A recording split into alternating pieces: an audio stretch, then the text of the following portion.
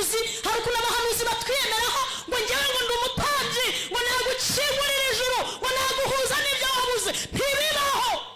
Nta masengesho wasenga ngo ukange Imana iguha ibyo ishaka kuguha igihe kitaragera. Aho niho abarokore bamwe bavuga ngo ubushake bw'Imana bugira gute. Niba narize nkarangiza segonderi, kaminuza, mfite umuntu dusambana anyishyurira, simfite uburenganzira bwo kuza hano ku ruhimbi ngo nsaba umushumba umwanya wo gushima Imana. Nzajya gushimira wa wundi wabikoze. Ariko hari ibintu Imana ijya yishimira igakoma amashyi, ni ukubona umukobwa bwije adasambanye. Umva nukora ubukwe ejo bundi ntago abamarayika ntibazavuze, ni ukuri kwiyara nkukurijeho. Nukora ubukwe abamarayika ntibazaririmba, ahubwo ikintu kizatuma abamarayika baririmba.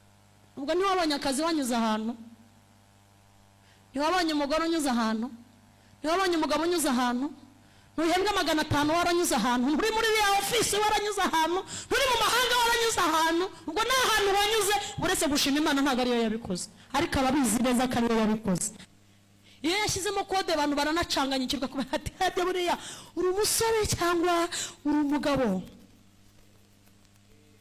Hanyuma amara kumubwira icyo uri cyo, agatakubwira tumwaka utaha nk'iki gihe Imana ikubakiye urugo, ugategereza ugaheba ukabona umwaka ushize se utahana uwuye. Ariko Imana iyoboye kuri umusore, Imana iyoboye kuri umugabo.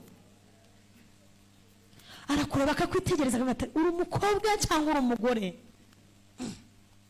Kumva arakubwira ati umugabo washatse si wawe kandi mubyaranye 2 cyangwa 3. Mbese iyo Mana yarinze ikureba ubyara 2 cyangwa 3 irebaye. Mwateretanye itareba, mwakundanye idahari. Ariko niba